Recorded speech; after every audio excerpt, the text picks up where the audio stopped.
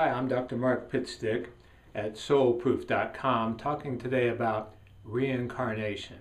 Now that word's emotionally laden for some people, and so if that seems too strange or occult or has any other negative connotations, just think of it as other times and places. Again, this is the idea that life is not just this one experience and then heaven or hell perhaps, as some of us were trained, but that life represents a infinite number of experiences, a cyclical experience, like a circle, and that's why the circle, for example, is a sacred shape in Native American and other native cultures, because it represents never ending. Same way with the infinity sign, a number 8 on its side, never ending, without beginning, without end. Hard for us to fathom, but it helps if we can play with it a little bit. I remember when I was 10 years old sitting in church and the minister was talking about someday we'll be in heaven, walking on golden streets, playing golden harps. And I remember looking up to my left, looking out the stained glass window, the sunlight coming through, and thinking, wouldn't that get old after a while? I mean, everybody wants to walk on golden streets, but how long can you walk on those streets before you're ready for something else? Well, it's the same way with humans. Think about it. Think about your favorite book or movie. Would you want to just keep reading that over or watching that movie over time after time? It gets old after a while, so we like variety. So since we're infinite spiritual beings by nature, why wouldn't we want to experience different times and places, different experiences to grow, to learn, to serve others, for adventures, for joy, for pleasure? Makes sense to me.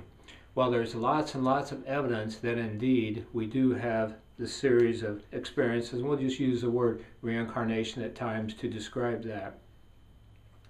Now, before we start, I need to talk a little bit about different views, ways of looking at life. So, for example, for me, I was taught that you were born in 1953. So let's say my arm and fingers are my lifeline. Here I was born 1953, and then I'll live a certain number of years and then either go to heaven forever or go to hell forever. No golden streets there. As I look at that now, I consider it to be a kindergarten understanding of the nature of reality. So the most absolute understanding that I can comprehend is that it's all God. Nothing is happening and everything is happening at once. In fact, there's no past, present, or future. There's only the here and now. Different, for example, Hindu religions posit that life is like God breathing. And when God breathes in, there's nothing. And when God's exhaling, there's it's full formed incarnation.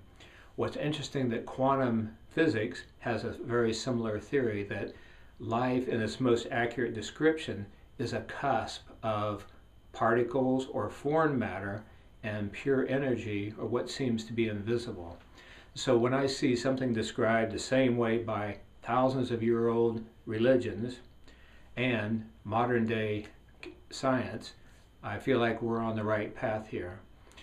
Other legends from the past have said that life is like God is an artist, a painter, and so God will paint a scene and you and I perhaps are in it, and then sets that aside and makes another picture.